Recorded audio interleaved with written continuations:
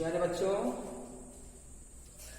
आज जो है हम क्लास 12 के केमिस्ट्री के चैप्टर सॉल्यूशन के पार्ट 4 को हम लोग पढ़ेंगे। देखिए, इसमें जो है पार्ट 3 में बताया गया आप लोगों को ये चीज बताई गई है, अवाष्पशील विलेयों द्वारा वाष्प दाब का अवनमन।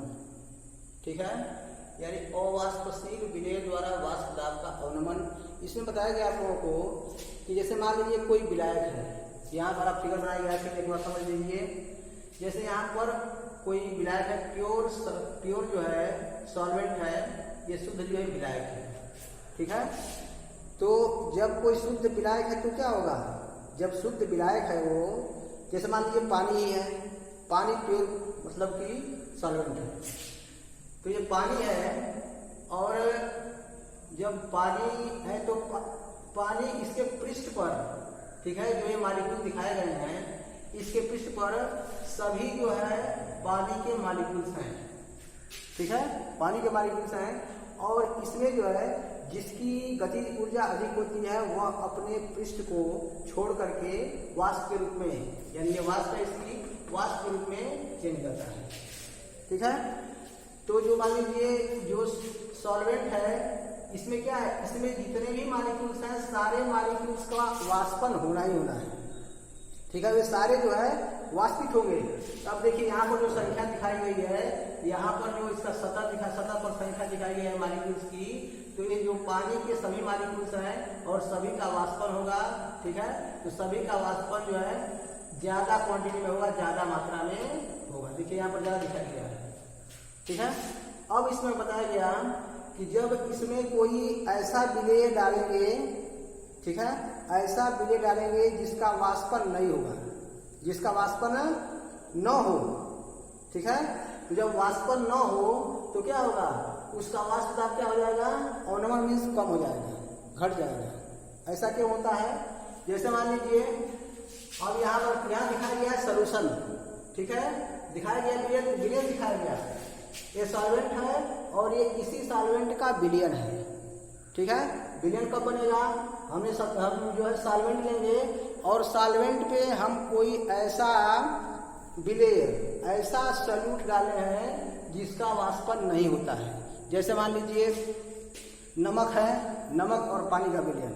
ठीक है, उसमें जो पानी है उसका वाष्पन हो जाएगा और जो नमक है, जो नमक के मॉलिक्यूल्स हैं वे वाष्पित नहीं होते हैं, वे क्या होंगे, पानी जो है वाष्प करके खत्म हो जाएगा और नमक जो है नीचे बैठ जाएगा। ठीक है, तो जब इसमें, ठीक है, यानी जो सॉल्यूशन जो सॉल्वेंट है उसे मान लीजिए हमने डाल दिया कोई ऐसा अवाष्पशील पदार्थ। ठीक है, तो जब अवाष्पशील पदार्थ डालेंगे तो उसका वाष्पन नहीं होगा क्योंकि वह अवाष्पशील है। देखिए क्यों ऐसा होता है, तो जब वाष्पशील है तो जब उसमें वाष्पन की दर क्या होगी, कम होगी। यानी समझिए इसको, यहाँ पे मान लीजिए कि इसमें कोई एक प्योर सॉल्वेंट है। ठीक है, अब इस सॉल्वेंट में इस पानी, मान लीजिए पानी है, इस पानी में हमने कोई डाला अवाष्पशील विलेय, अवाष्पशील विलेय डाल दिया, नमक डाल दिया मान लीजिए। अब देखिए तो ये बन गया विलयन।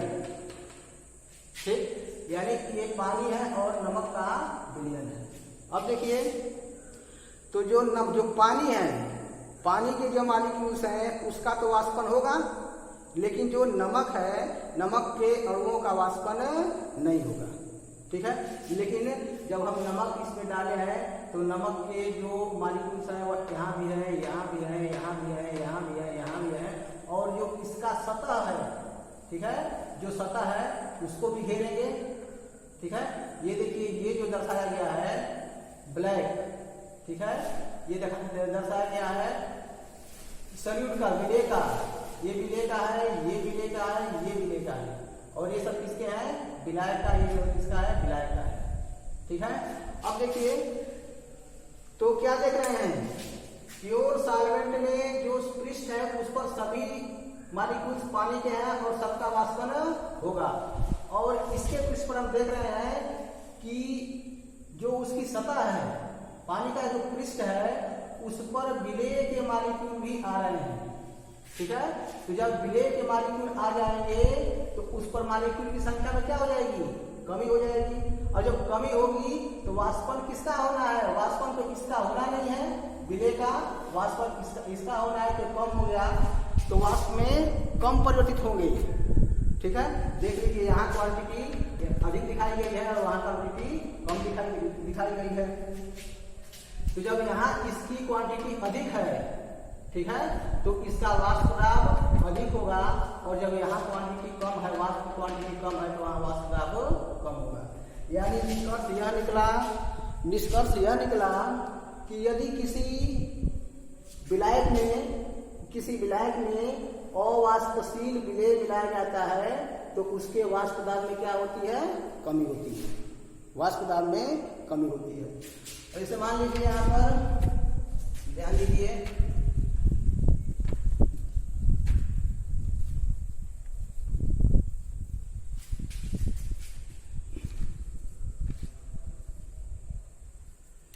किसी द्रव विलायक में, ध्यान देंगे, किसी द्रव विलायक में,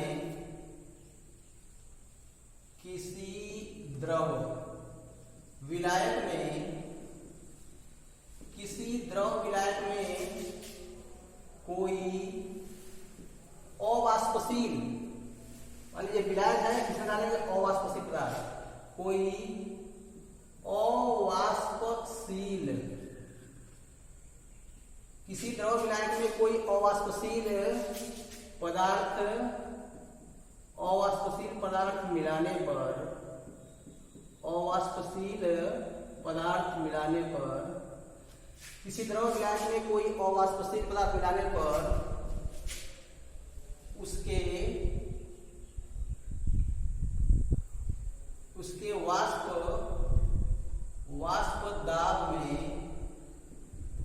दाब में कमी हो जाती है। ठीक है, यानी किसी द्रव विलायक में कोई अवाष्पशील पदार्थ मिलाने पर उसके वाष्प दाब में कमी हो जाती है। यहाँ आपको बताया गया है जो प्योर सॉल्वेंट है उसमें वाष्प की संख्या अधिक है, तो वाष्प द्वारा लगाया गया दाब वाष्प दाब कहलाता है साम्यावस्था पर, तो संख्या अधिक है तो दाब अधिक पड़ेगा, यहाँ पर संख्या कम है तो दाब कम पड़ेगा। यानी किसी द्रव विलायक में कोई अवाष्पशील पदार्थ मिलाने पर उसके वाष्प दाब में कमी हो जाती है। ठीक है, वाष्प दाब में कमी हो जाती है। अब जैसे मान लीजिए यदि किसी ताप पर, ठीक है, अब मान लेते हैं कि मान लिया किसी ताप पर,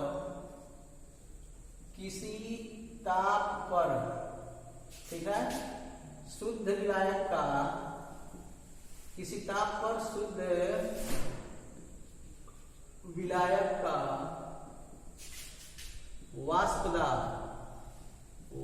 दाब P0, ठीक है, किसी ताप पर शुद्ध विलायक का वाष्प दाब P0 और तथा शुद्ध विलयन का और विलयन का वाष्प दाब PS हो तो, ठीक है, ध्यान दीजिए, यदि कोई टेम्परेचर फिक्स है, यदि उस टेम्परेचर पर शुद्ध विलायक का वाष्प दाब हम मान लेते हैं P0 है, ठीक है, और उसी टेम्परेचर पर, ठीक है, विलयन बनाते हैं, ठीक है, विलयन बनाएंगे, कैसा विलयन, किसका विलयन, अवाष्पशील विलय का विलयन का वाष्प दाब क्या होगा, PS सोल्यूशन है। तो क्या होगा, जब ये काम करेंगे, ये बनाएंगे, जब विलयन बनाएंगे विलायक में, जब विलयन बनाएंगे तो क्या होगा, वाष्प दाब में अवनमन होगा, वाष्प दाब में कमी होगी, तो उस समय क्या होगा, वाष्प दाब का अवनमन, ठीक है, वाष्प दाब का अवनमन, शुद्ध विलायक का माने है P0 और विलयन का वाष्प दाब और वाष्पशील विलय होगा, ठीक है, तो विलयन बनेगा उससे, तो विलयन का वाष्प दाब PS हो, तो वाष्प दाब का अवनमन किसके बराबर होगा, यह बराबर होगा P0 अधिक है, ये विलायक का है, और PS क्या होगा, ये विलय का है, तो ये हो जाएगा विलयन का, तो ये हो जाएगा P0 माइनस PS। बात समझ में आ गई। ये विलायक का है, विलायक का अधिक होगा, और जब उसमें कोई अवाष्पशील विलेय पदार्थ मिला देंगे तो क्या होगा, उसके वाष्प दाब में कमी हो जाएगी। ठीक है, यानी वाष्प दाब का अवनमन क्या हो जाएगा, P0 माइनस PS। P0 का अधिक है विलायक का, ये किसका है, विलेयन का कम। तो अवनमन कितना होगा, अधिक में से कम को घटाएंगे तो उतना क्या होगा, वो निकल जाएगा, वाष्प दाब पर उतना अवनमन हो रहा है। अब देखिए, अब होता है वाष्प दाब का आपेक्षिक अवनमन, वाष्प दाब का आपेक्षिक अवनमन। तो वाष्प दाब का आपेक्षिक अवनमन इक्वल टू होता है, हो जाएगा P0 माइनस PS अपान P0। यह एक फार्मूला है। ठीक है, वाष्प दाब का आपेक्षिक अवनमन क्या होगा, P0 माइनस PS अपान P0। ठीक है, अब इससे समझ में पढ़ेंगे राउल्ट का नियम। ठीक है, पढ़ेंगे राउल्ट का नियम।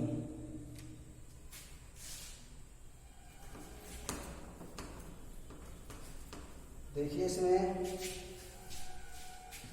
राउल्ट का नियम,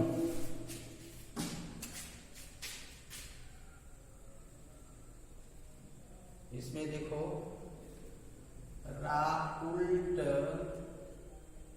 राउल्ट का नियम,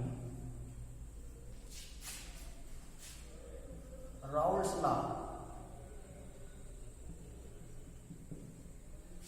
राउल्ट्स लॉ। ठीक है, तो राउल्ट का नियम ये कहता है कि वाष्प दाब का आपेक्षिक अवनमन, ठीक है, वाष्प दाब का आपेक्षिक अवनमन विलयन में विलेय के मोल प्रभाज के बराबर होता है। यानी यह नियम कहता है कि जो वाष्प दाब का आपेक्षिक अवनमन है, वाष्प दाब का आपेक्षिक अवनमन विलयन में विलेय के मोल प्रभाज के बराबर होता है। ठीक है, ये राउल्ट का नियम है कि वाष्प दाब का आपेक्षिक अवनमन, वाष्प दाब का आपेक्षिक अवनमन विलयन में विलेय के मोल प्रभाज के बराबर होता है। वाष्प दाब का आपेक्षिक अवनमन विलयन में विलेय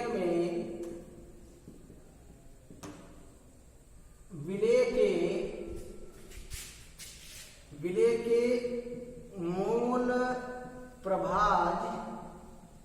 मोल प्रभाज के बराबर होता है, मोल प्रभाज के बराबर होता है।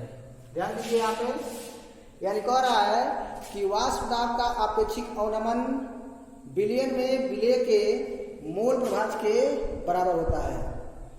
ठीक है, यदि मान लेते हैं कि एक समान ताप पर, ठीक है, शुद्ध विलायक का वाष्प दाब P0, विलयन का वाष्प दाब PS। ठीक है, विलयन का वाष्प दाब PS।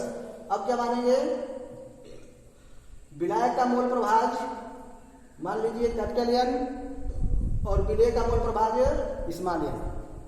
ठीक है, तो इसमें मान लेते हैं, मान लिया या यदि किसी ताप पर, ठीक है, किसी ताप पर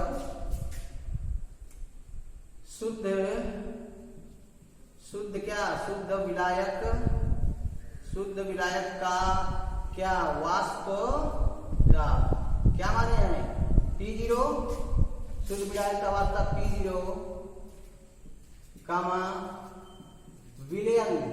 ध्यान है, विलयन कैसा होना चाहिए, अवाष्पशील विलेय पदार्थ का विलयन होना चाहिए। विलयन का वाष्प दाब क्या होगा, PS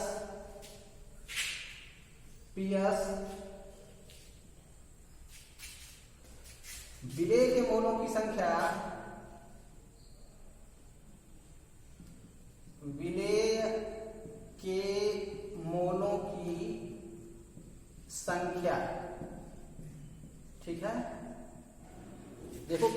किताब में विलेय के मोलों की संख्या को दर्शाया है स्मॉल n से, ठीक है।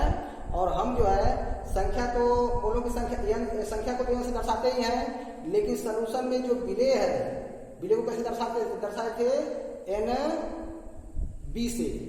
जो विलेय होता है वह B से और जो विलायक होता है उसको A से प्रदर्शित करते हैं।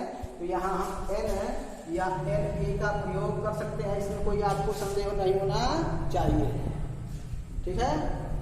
यदि मान लिया किसी ताप पर शुद्ध विलायक का वाष्प P0, विलयन का वाष्प PS, विलेय के मोलों की संख्या N और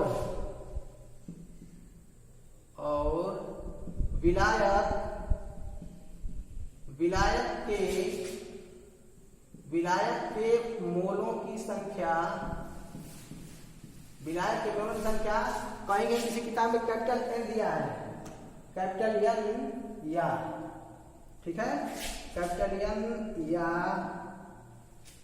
क्या मानते हैं हम, उसमें जो विलायक है उसको किससे माना जाता है A से, ठीक है। और यहाँ NB रहेगा, विलेय है, NB हो गया।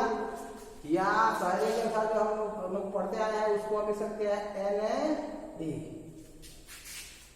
हो तो क्या हो जाएगा, राउल्ट के नियम के अनुसार, राउल्ट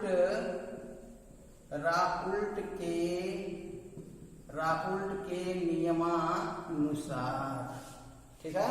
राउल्ट के नियमानुसार क्या होगा, तो जो आपेक्षिक अवनमन है, आपेक्षिक अवनमन वह विलेय के मोल प्रभाज के बराबर। आपेक्षिक अवनमन क्या होता है, P0 minus PS upon P0, यानी ये हो गया P0 minus PS upon P0 equal to किसका, विलेय का मोल प्रभाज, ठीक है। तो विलेय का मोल प्रभाज क्या होगा, विलेय के मोलों की संख्या बटा विलयन के मोलों की संख्या, ठीक है। यानी विलेय का मोल प्रभाज क्या है, या तो N रखेंगे, नहीं तो क्या रखेंगे NB, ठीक है, कोई भी रख सकते हैं।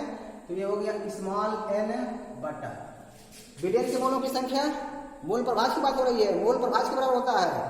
तो मोल प्रभाज क्या होता है, विलेय का, यानी विलेय के मोलों की संख्या बटा विलयन के मोलों की संख्या। तो विलयन में क्या क्या है, विलेय है और विलायक, यानी विलेय प्लस विलायक के मोलों की संख्या, यानी ये हो जाएगा n बटा n प्लस कैपिटल N, या यहाँ हो जाएगा NB बटा NB प्लस NA। ये विलायक का है, ये विलेय का है, ठीक है।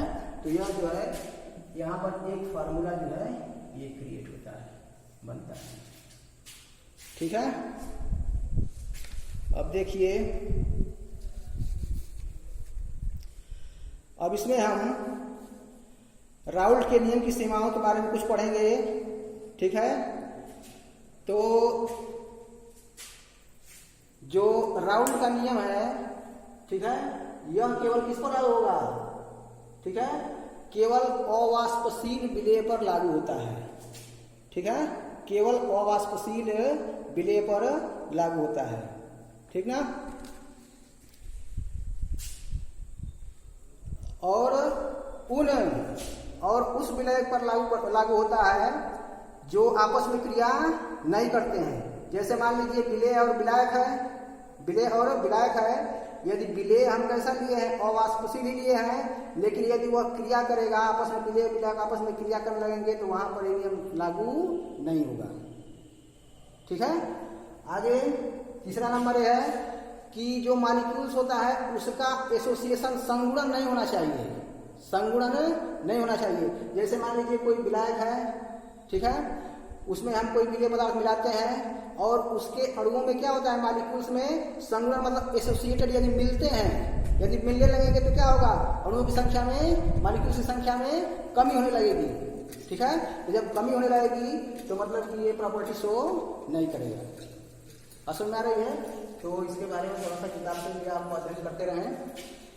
अब ध्यान दीजिए,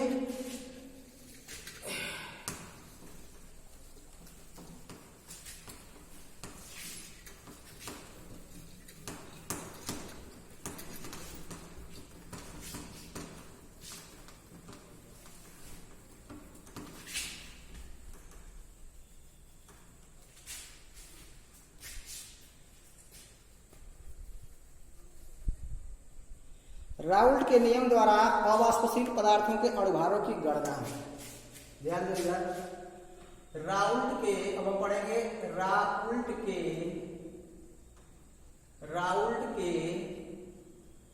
राउल्ट के नियम के अनुसार, राउल्ट के नियम द्वारा अवाष्पशील पदार्थों के, राउल्ट के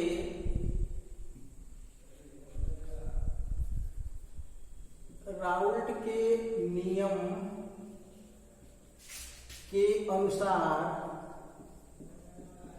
के अनुसार अवाष्पशील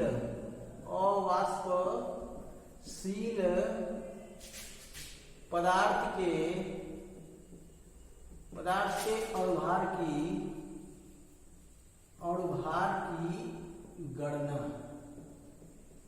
ठीक है, यानी राउल्ट के नियम के द्वारा हम अवाष्पशील पदार्थों के अणुभार की गणना कर सकते हैं। राउल्ट के नियम के अनुसार या इसके आधार पर, ठीक है, इसके आधार पर अवाष्पशील के द्वारा ही कहते हैं, राउल्ट के नियम के द्वारा अवाष्पशील पदार्थ के अणुभार की गणना। ठीक है, अब देखिए इसके बारे में पढ़ना है हमको, यानी अवाष्पशील पदार्थ, यानी जो विलायक में जो पदार्थ हम डालेंगे जिसका वाष्पन नहीं होगा उसके हम अणुभार की गणना करेंगे। ठीक है, उसके अणुभार की गणना हम करेंगे। तो ध्यान दीजिए कैसे करते हैं ये, राउल्ट के नियमानुसार, राउल्ट के नियमानुसार, यानी राउल्ट का नियम क्या है, P0 minus PS upon P0 equal to क्या होगा, विलेय का मूल प्रभाग यानी स्मॉल n बटा small n plus capital N, यानी ये होता है P0 minus PS upon P0 equal to विलेय का मूल प्रभाग n बटा small n plus capital N। ठीक है, यहाँ कोई आपको संदेह नहीं होना चाहिए प्रतीक में, क्योंकि यहाँ जो है हम इसको क्या लिखे हैं, ये विलेय का है तो यहाँ NB लिख सकते हैं। ठीक है, फिर नीचे क्या होगा, NB प्लस Na क्या A, ये किसका है, ये विलायक का होता है और B किसका होता है, विलेय। तो किसी बुक में स्मॉल n और किसी बुक में कैपिटल N और कहीं पर NB और Na का प्रयोग किया है। ठीक है, अब देखिए तो यह नियम क्या है, P0 minus PS upon P0 equal to small n बटा n प्लस कैपिटल N। ठीक है, अब ध्यान दीजिए, यहाँ पर ध्यान देने वाली बात यह है कि ये जैसे मान लीजिए विलायक है, ठीक है, विलायक में जो विलेय पदार्थ होते हैं, ठीक है, यानी विलायक के अणुओं की तुलना में जो विलेय के अणुओं की तुलना है वह बहुत कम होती है। ठीक है, विलायक के अणुओं की तुलना में विलेय के अणुओं की तुलना क्या होती है, बहुत अणुओं की संख्या बहुत कम होती है। ठीक है, यानी बहुत कम होती है तो क्या होगा, यहाँ पर हम n plus capital N equal to capital N मान सकते हैं कि नहीं मान सकते हैं, यानी यह बिलियन में है, बिलियन में किसका, बिलियन में विलेय के अणुओं की संख्या प्लस विलायक के अणुओं की संख्या।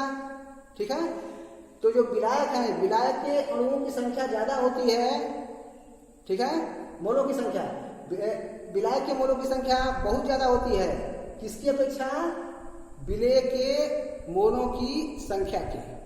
ठीक है, तो हम क्या करेंगे, यदि हम विलायक को नगण्य मान लेते हैं तो क्या होगा, n plus n equal to क्या हो जाएगा, कैपिटल यानी किसका हो जाएगा, केवल विलायक का हो जाएगा, क्योंकि विलेय की संख्या बहुत ही कम है।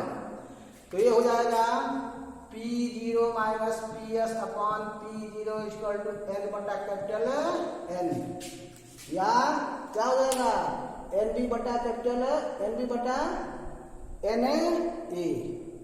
ठीक है, आप जानते ही हैं कि n बराबर क्या होगा, n बराबर होता है भार बटा अणुभार। तो विलेय के लिए मान लीजिए स्मॉल लिखते हैं तो स्मॉल डबल बटा स्मॉल m, और कैपिटल N है तो विलायक है तो कैपिटल W कैपिटल M, तो कैपिटल W ये हो गया कैपिटल M।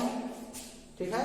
तो क्या होगा, यानी P0 minus PS upon P0 equal to क्या होगा, small w upon small m बटा capital W upon capital M, यानी P0 minus PS upon P0 equal to small w बटा स्मॉल m गुणे ये ऊपर चला जाएगा capital M upon capital W, ठीक है। अब देखिए ये क्या है, यदि P0 का मान ज्ञात है, PS का मान ज्ञात है, इसका मान ज्ञात है, इसका मान ज्ञात है, ठीक है, इसका मान ज्ञात है, तो ये क्या है, ये जो विलेय का अणु भार है, स्मॉल m जो क्या है विलेय का अणु भार विलेय का है, और ये किसका है, विलायक का है, ठीक है। अब देखिए तो हम इसकी मान की गणना हम क्या कर सकते हैं, तो क्या पढ़े हम लोग कि राउल के नियम के द्वारा अवाष्पशील पदार्थ के अणुभार की गणना, अवाष्पशील पदार्थ के अणुभार की गणना होगा, ठीक है। अब ध्यान दीजिए ये जो किसका है, ये विलेय का है, विलेय का भार, और यह विलायक का है, तो विलेय के भार के स्थान पर हम W क्या लिखेंगे, WB अपान, ठीक है, अणुभार यहाँ क्या लिखेंगे, MB किसका है, विलेय का है, यहाँ क्या होगा, ये B होगा, नहीं यहाँ पर ये होगा, ये विलायक का है, ठीक है, देखिए विलायक का है वो, ये MA हो जाएगा, और फिर क्या हो जाएगा WA, यानी जो फार्मूला बताया गया है उसके हिसाब से, तो आप N माने या स्मॉल w माने या स्मॉल m माने, ठीक है। अब जो है कहीं आपको मिस्टेक नहीं होना चाहिए, इसलिए 2 नंबर बता दिया है, कहीं कहीं किसी किताब में ये मान दिया है, ये रखा है, तो कहीं कहीं NA NB, ठीक है, SA, यानी सोल्यूशन में जो सॉल्वेंट है उसको कैपिटल A से, और जो सॉल्यूट है उसको कैपिटल B से प्रदर्शित किया है, तो इसमें आपको मतलब कोई ये नहीं होना चाहिए, यानी इसका मान, ठीक है, इसका मान ज्ञात हो तो हम स्मॉल m की गणना कर सकते हैं, ठीक है। अब इसको वीडियो को ध्यान से देखिए, एक बार समझ नहीं आता तो 2 बार देखिए, ठीक है। आपके पास जो पुस्तक है उसको पढ़िए और आगे का क्वेश्चन हल करिए, इससे संबंधित क्वेश्चन जो है अणुभार की गणना जो है कल जो है बताया जाएगा आप लोगों को। धन्यवाद।